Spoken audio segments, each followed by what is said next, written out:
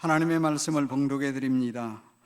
오늘 함께 상고할 생명의 말씀은 요한복음 21장 15절에서 23절 말씀까지입니다.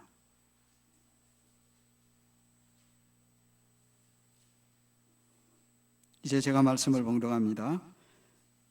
그들이 잡아먹은 후에 예수께서 시몬 베드로에게 이르시되 요한의 아들 시몬아, 내가 이 사람들보다 나를 더 사랑하느냐 하시니 이르되 주님 그러하니이다. 내가 주님을 사랑하는 줄 주님께서 아시나이다. 이르시되 내 어린 양을 먹이라 하시고 또 두 번째 이르시되 요한의 아들 시몬아, 내가 나를 사랑하느냐 하시니 이르되 주님 그러하나이다. 내가 주님을 사랑하는 줄 주님께서 아시나이다. 이르시되 내 양을 치라 하시고 세 번째 이르시되 요한의 아들 시몬아, 내가 나를 사랑하느냐 하시니 주께서 세 번째 내가 나를 사랑하느냐 하시므로 베드로가 근심하여 이르되 주님 모든 것을 아시오매 내가 주님을 사랑하는 줄을 주님께서 아시나이다. 예수께서 이르시되 내 양을 먹이라. 내가 진실로 진실로 내게 이르노니 내가 젊어서는 스스로 띠뛰고 원하는 곳으로 다녔거니와 늙어서는 내 팔을 벌리리니 남이 내게 띠띠우고 원하지 아니하는 곳으로 데려가리라. 이 말씀을 하시면 베드로가 어떠한 죽음으로 하나님께 영광을 돌릴 것을 가리키심이로라. 이 말씀을 하시고 베드로에게 이르시되 나를 따르라 하시니 베드로가 돌이켜 예수께서 사랑하시는 그 제자가 따르는 것을 보니 그는 만찬석에서 예수의 품에 의지하여 주님을 파는 자가 누구오니까 묻던 자더라. 이에 베드로가 그를 보고 예수께 여짜오되 주님 이 사람은 어떻게 되겠사옵나이까? 예수께서 이르시되 내가 올 때까지 그를 머물게 하고자 할지라도 내게 무슨 상관이냐? 너는 나를 따르라 하시더라. 이 말씀이 형제들에게 나가서 그 제자는 죽지 아니하겠다 하였으나 예수의 말씀은 그가 죽지 않겠다 하신 것이 아니라 내가 올 때까지 그를 머물게 하고자 할지라도 내게 무슨 상관이냐 하신 것이로라. 아멘. 기도드립니다. 성령 하나님의 도우심을 구합니다. 저도 주의 백성들도 성령님이 홀로 주장하여 주옵소서.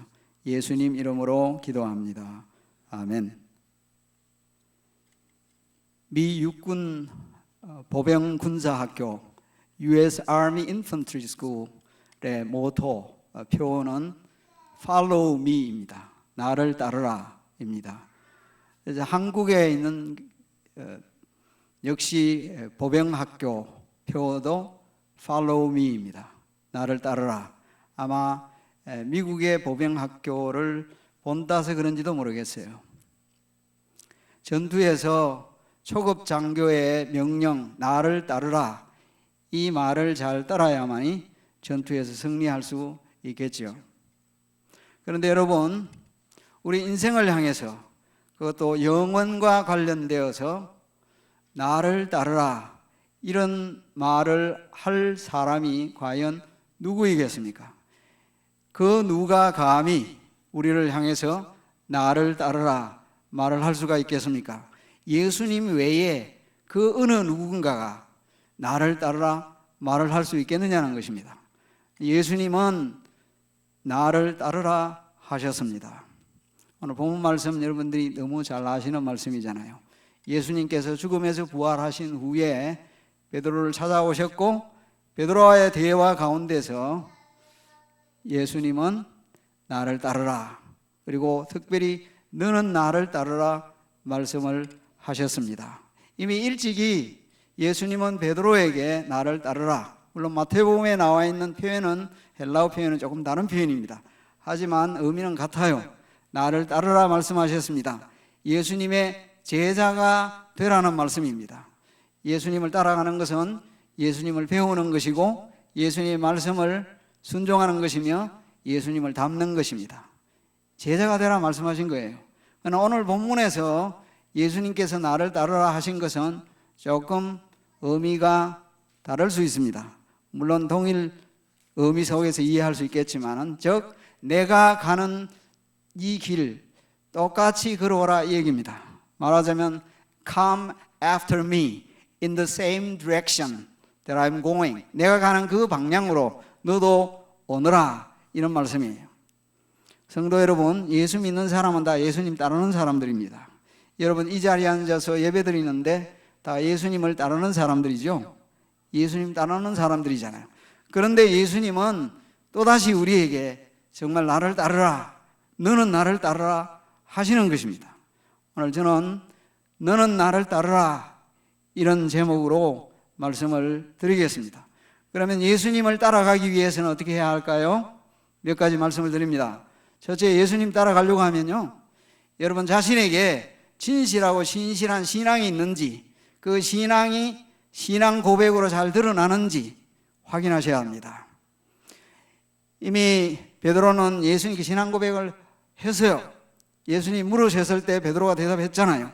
주는 그리스도시요 살아계신 하나님의 아들입니다. 정확한 고백을 했습니다. 요즘 말로 하면 정통 신앙 고백입니다. orthodox 신앙입니다. 바른 신앙 고백이에요. 교리적인 신앙 고백입니다. 신학적인 신앙 고백입니다. 정확한 신앙 고백이겠습니다. 그 신앙 고백이 있어야만이 예수님 잘 따라갈 수 있습니다. 여러분 예수님 믿고 예수님 따라간다는 사람들이 예수님이 누군지 모르면 안 되잖아요. 예수님이 어떤 분인지 정확하게 알아야 합니다. 예수님이 어떤 분인지를 확실하게 알고 난 뒤에 확실한 신앙 고백을 하면서 주님 따라가야만이 제대로 가는 것입니다. 오늘 본문 말씀은요, 조금 다른 의미에 있어서 고백입니다. 신앙 고백이라고 할 수 있고요, 다른 어떤 고백이라고 할 수 있습니다. 오늘 이 장면은 여러분 아시는 대로 베드로의 사명을 다시 회복시켜주는 장면이에요. Recommission. 이전에 위임을 하셨지만 재위임하는 장면입니다. 사명을 새롭게 확인시켜 주시면서 재위임하는 장면이잖아요. 주님께서 그래서 물으신 내용이 뭐예요? 무엇을 물으셨습니까? 너는 나를 사랑하느냐? 처음에 물으신 내용이 이 사람들보다 나를 더 사랑하느냐? 이렇게 질문을 하셨어요. 여기서는 이 질문은 사실 세 가지로 다 해석이 가능해요. 이 것들보다, 베드로가 지금 물고기 잡는 물고기뿐만 아니라 도구들이 있는데 이것들보다 더 사랑하느냐? 이런 질문일 수도 있고, 더 나아가서 이 사람들이 나를 사랑하는 것보다 더 사랑하느냐? 이런 말씀일 수도 있고, 더 나아가서 이 사람들이 나를 사랑하는 것보다 더 사랑하느냐 하지만 이 사람들을 사랑하는 것보다 더 나를 사랑하느냐?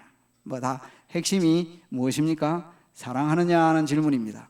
앞서 베드로는 말씀드린 바와 같이 신학적이고 신앙적인 이런 고백하였지만은요, 이 본문에서는 좀 더 다른 차원, 즉 삶과 관련돼서 또 헌신과 관련되어서 나를 사랑하느냐라고 물으신 것입니다. 그런데 베드로가 대답을 했어요.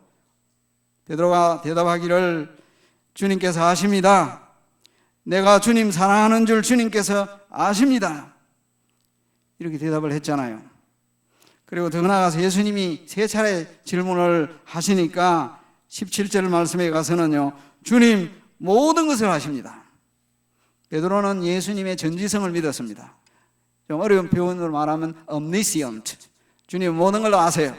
성도 여러분, 주님 여러분 다 아십니다. 그렇게 믿으십니까? 여러분의 생각을 아세요. 여러분의 마음을 아세요. 이 자리에서 예배드리면서 무슨 생각을 하고 있는지 다 알고 계신단 말이에요. 여러분들이 어떤 계획을 하고 있는지 다 알고 계신단 말이에요. 엉뚱한 생각하는 것도 다 아신다고요. 끔찍한 생각하지 마시고 내가 무슨 생각을 하는지 주님이 다 아시니까요. 그 아시는 주님을 생각해야 됩니다. 주님은 전지하십니다. 이것이 하나의 신앙 고백이기도 하지만요, 베드로에 물으신 것이 무엇이냐? 사랑 고백이죠. 사랑하느냐? 베드로는 대답을 했습니다. 주님 아십니다. 베드로가 주님을 사랑하는 줄 주님은 다 알고 계세요. 그럼 여러분 이런 생각이 들 겁니다. 아니 주님 속으로 다 아시면서 나한테 뭘 굳이 입으로 고백하기를 원하시느냐? 제가 살면서 종종 그런 얘기를 이 젊은 시절에 한 적이 있습니다. 우리 아이들도 그래요. 저희 집 사람에게 엄마 나 사랑하느냐? 저도 농담 사람에 Do you love me? 한국말 하면 쑥스럽잖아요. 네, 당신 나 사랑하느냐 하시고 집사람 하는 말이 다 알고 있는데 뭘 그걸 입으로 말해야 되느냐? 굳이 입으로 표현을 해야 되느냐? 여러분 굳이 입으로 표현해야 됩니다. 표현을 하셔야 돼요. 여러분 자신들에게 사랑한다는 말도 하셔야 돼요. 또 사랑하는 사람에게 사랑한다는 말도 하셔야 됩니다. 속에 있는 것을 그렇게 한다고 얘기하는 것이 좋아요. 주님이 그렇게 물으셨잖아요. 너가 나를 사랑하느냐? 내가 주님 사랑하는 줄 주님이 아십니다. 여기서 베드로와 예수님의 대화 가운데 사랑한다는 헬라어가 두 가지 단어로 쓰여졌어요. 그래서 이전에 많은 분들이 이 두 가지 단어의 의미를 분석하려고 애를 많이 썼습니다. 초대 오리겐부터 시작했는데 성경을 연구해 보니 그거 다 헛일이다. 너무 단어 가지고 자꾸 시비 걸면요 잘못된 해석을 할 수 있습니다. 그것을 서기적 오류라 그렇게 하는데 엑세제티컬 팔러시라고 하는데 이 본문 속에서도 핵심은요 뭐 아가파오 필레오 그것이 핵심이 아니에요. 정말 주님 사랑하느냐 이것이 핵심입니다. 왜냐하면 안다는 말도 두 가지 단어로 따로따로 썼습니다. 그것도 역시 구분하는 것도 잘못된 구분입니다. 뭐 지식적으로 아느냐 경험적으로 아느냐 그걸 지나치게 구분하는 것도 잘못된 구분이에요. 주님이 사랑하느냐 물으셨습니다. 사랑하는 성도 여러분, 여러분이 주님 따라갈 때에 두 가지를 정말 생각해야 되는데 신앙 교리적인 면에서 확실해야 되고 또 하나는 동기가 사랑이어야 합니다. 주님의 교회를 섬길 때나 주님 따라갈 때에 동기가 다른 동기가 아니고 주님을 사랑하는 것이 동기가 되어야 합니다. 요한복음에 뿐만 아니라 사도 요한이 강조하는 것은 사랑입니다. 13장에는 제자들끼리 사랑을 얘기를 했어요. 제자들끼리 정말 사랑하면 세상이 너희들을 볼 때 내 제자인 줄 알리라 하셨습니다. 여러분 가운데 진실한 사랑이 있어야만이 세상에서 여러분을 볼 때에 저 사람들은 예수님의 제자이구나 안다는 거예요. 그래서 여러분 가운데 진실한 사랑이 항상 있어야 됩니다. 뿐만 아니고 여러분들이 주님을 사랑하는 그 사랑이 충만해야 합니다. 고린도후서 5장 14절 말씀에 사도 바울은 고백하기를 헌신이 어디에서 나오느냐? 그리스도의 사랑이 우리를 통제하신다, 강권하신다 했습니다. Christ's love compels us. 그리스도의 사랑이 우리를 통제해서 우리가 헌신하고 있다 이렇게 말한 것입니다. 성도 여러분, 여러분 자신이 정말 확실한 신앙을 가지고 있는지 그리고 여러분의 고백이 진실할 수 있기를 바랍니다. 우리 신앙 고백 많이 하잖아요. 예배 드릴 때 사도신경 신앙 고백 여러분들에게 정말 얼마나 마음이 깊이 새기도록 하고 싶은지 계속해서 신앙 고백 하잖아요. 예배 드릴 때마다 사도신경 신앙 고백합니다. 그리고 보수주의 신앙 가진 교회들은 여전히 저는 믿기를 웨스트민스터 신앙 고백서, 비록 수백 년 전의 신앙 고백서이지만 굉장히 잘된 신앙 고백입니다. 벨직 신앙 고백서, 이런 신앙 고백이 확실해야 됩니다. 흔들리지 않아야 합니다. 거기다가 주님 사랑하는 이 사랑의 고백이 분명해야 한다. 이렇게 분명한 가운데서 주님을 잘 따라가시는 저와 여러분이 되기를 주의 이름으로 간절히 기원합니다. 두 번째, 주님 따라갈 때에 중요한 것은 주님이 여러분들에게 주신 삶의 사명입니다. 사명을 늘 생각을 해야 합니다. 사람이 여러 종류의 사람이 있어요. 사람의 부류를 여러 종류로 나눌 수가 있는데 삶을 살아갈 때 여러 가지 이유와 목적을 따라서 삶을 살아갑니다. 돈 때문에 또는 쾌락 때문에 다른 어떤 것 때문에 열심히 살아갑니다. 그런데 주님 따라가는 사람은 주님이 주신 인생의 진정한 삶의 목적과 사명을 가지고 살아가야 합니다. 그래서 흔히들 말하는 대로 사명은 삶의 방향입니다. 여러분 자주 들은 말이 있지 않나요? 열심히 가는 것도 중요하지만 방향이 틀리면 안 된다. 바른 방향으로 가야 된다는 거예요. 열심과 열정이 매우 중요한 것이지만 방향이 틀려놓으면 열심과 열정이 오히려 더 큰 손해를 가져온다. 여러분 두 가지 예를 여러분 생각할 수 있잖아요. 바울이 그랬습니다. 자기 나름대로 하나님 섬기다가 열심히 살았는데 하나님 보실 때에는 하나님 대적하는 일이었습니다. 사도 바울은 그 사실을 자기 자신뿐만 아니라 백성에게, 이스라엘 백성에게 적용해서 로마서 10장에서 이스라엘 백성이 열심은 있지만은 자기 의의를 드러내려고 열심히 해서 하나님의 의의를 오히려 거스렸다. 이것이 문제입니다. 성도 여러분, 우리는 열심히 신앙생활을 해야 하는데 방향이 틀리면 안 돼요. 그 방향을 바로잡는 것이 무엇인가 하면 바른 신앙 고백뿐만 아니라 하나님이 나에게 원하시는 삶의 사명입니다. 삶의 사명. 베드로에게 주신 사명이 무엇입니까? 베드로는 신앙 고백을 하고 또 예수님으로부터 받은 것이 뭔가 하면 내 양을 먹이라, 내 양을 치라. 비슷한 얘기입니다. 같은 얘기예요. 목양 사역을 사명으로 주신 겁니다. 너가 좋은 목자 되어라 하신 것입니다. 선한 목자 되어라 하신 것입니다. 주님은 일찍이 나는 선한 목자를 하셨습니다. 그 말씀대로 주님은 자신의 목숨을 내어놓으셨어요. 그리고는 베드로에게 나처럼 너도 선한 목자 되어라 하신 것입니다. 그래서 이 사실 이후에 베드로 사도가 기록하면서 베드로전서 5장에서는 예수님을 chief shepherd, 목자 장이라고 표현합니다. 그리고는 교회 지도자들을 가리켜 목자라고 했습니다. 선한 목자가 될 것을 주님은 요구하신 것입니다. 저는 여러분들에게도 말씀드린 바와 같이 저 개인의 미션 스테이트먼트로 예수님이 말씀하신 예수님의 사명 선언문을 마음에 늘 새기기를 원해서요. 그것이 요한복음 10장 10절입니다. 우리 교회의 사명 선언문으로 미션으로 그렇게 제가 정해서 지금까지 사용하고 있습니다만, 새 생명을 얻게 하고 풍성히 얻게 하는 교회뿐만 아니라 자신이 되었으면 좋겠다. 즉 나로 말미암아 다른 사람이 예수님을 믿게 되기를 원하고, 나로 말미암아 다른 사람이 예수님을 더 잘 믿어서 하나님이 주시는 영육간의 복을 받았으면 좋겠다.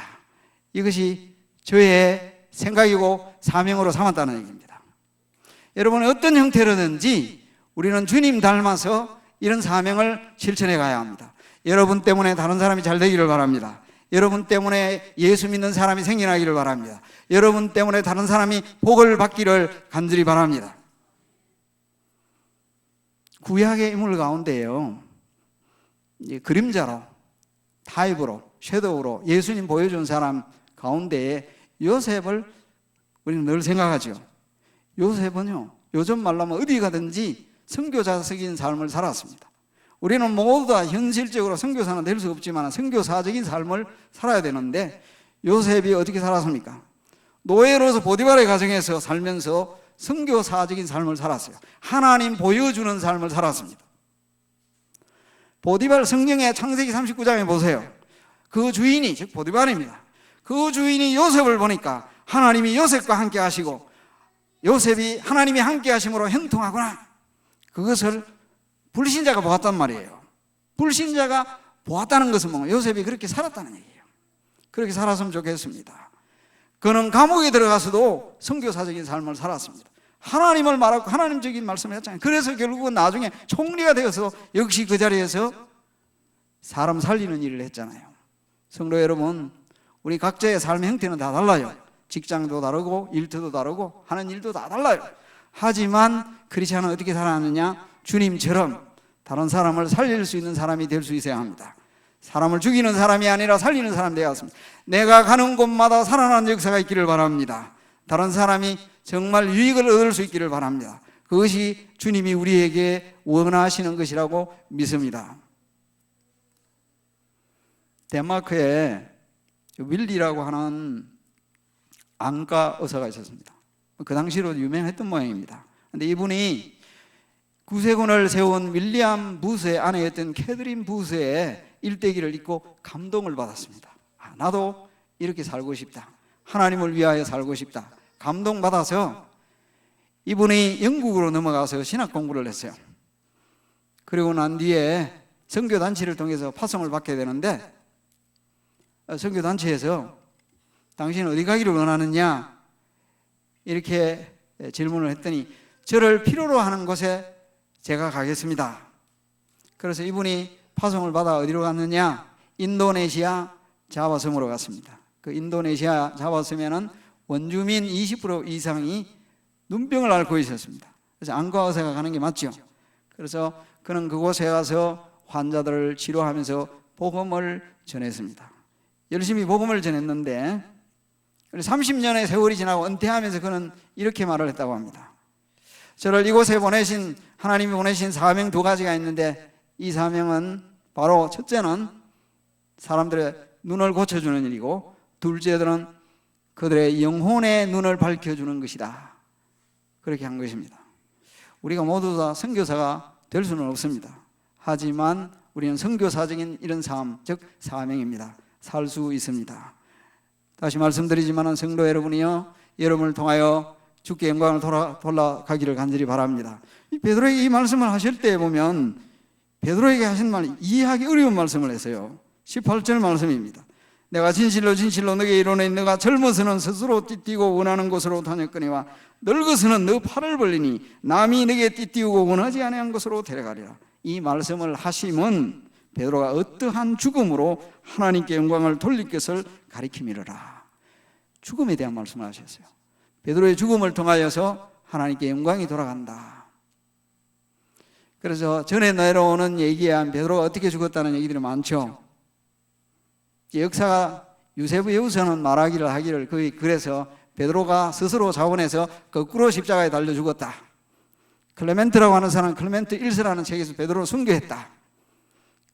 또 심지어 외경인 베드로 행전에도 베드로가 이렇게 순교했다. 이런 기록들이 있습니다.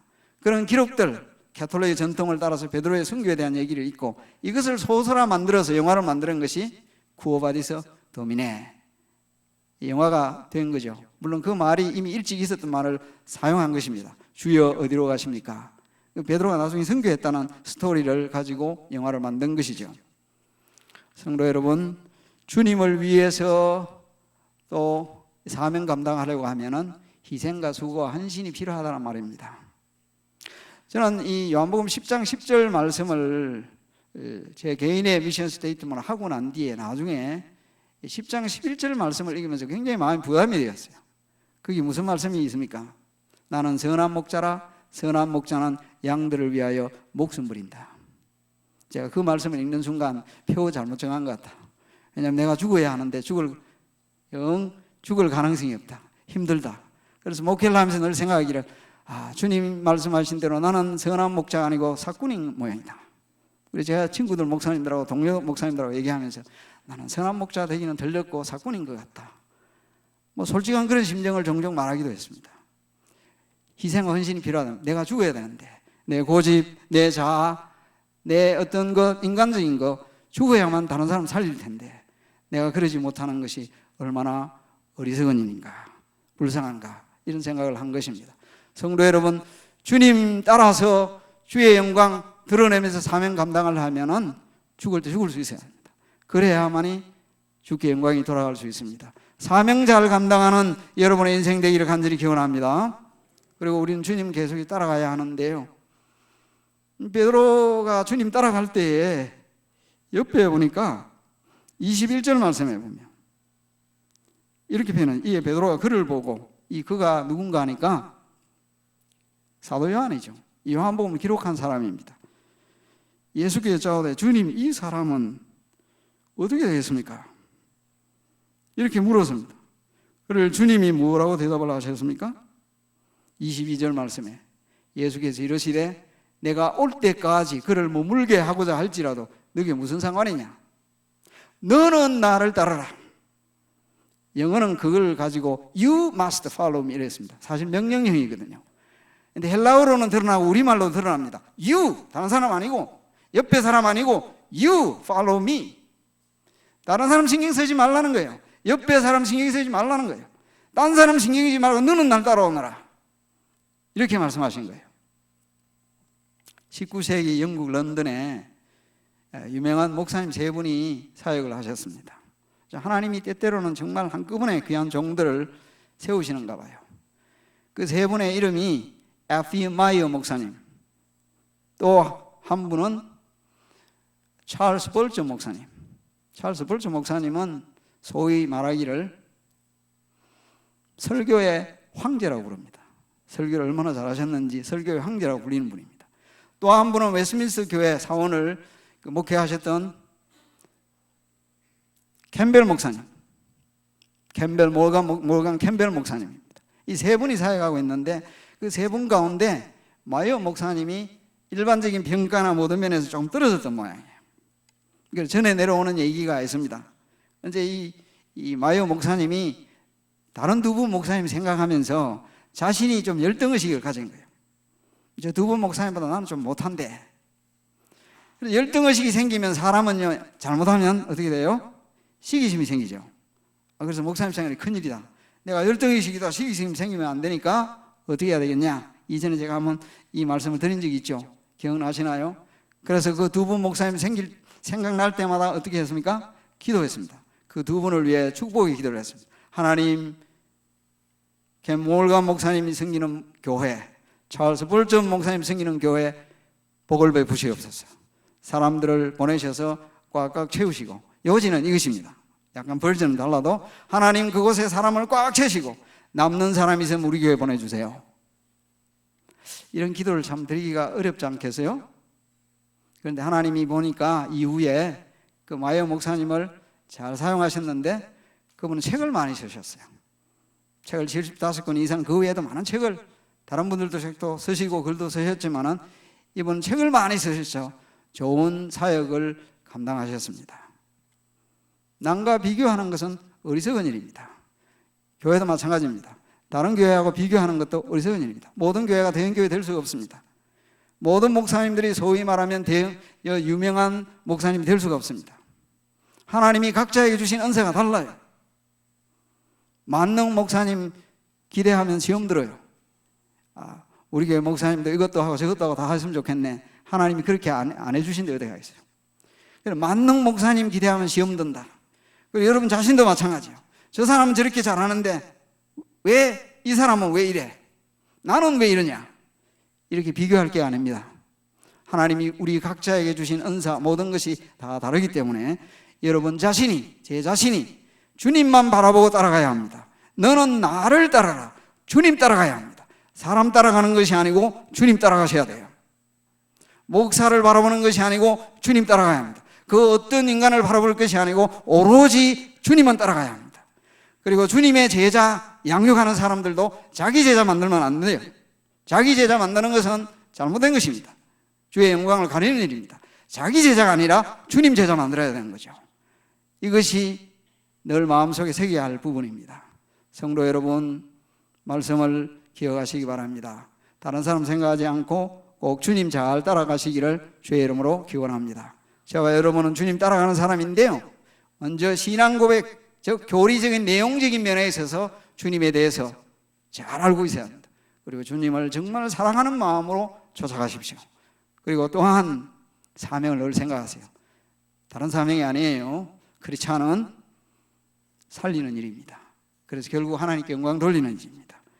그리고 다른 사람 생각할 게 아니에요. 서로 물론 위로하고 격려해야 합니다만은 주님 따라갈 때에는 오로지 주님만 똑바로 보고 따라가야 합니다. 너는 나를 따르라. 이 말씀을 잘 마음에 새기시고 주님 따라가는 여러분의 인생이 되기를 간절히 바랍니다. 기도하겠습니다.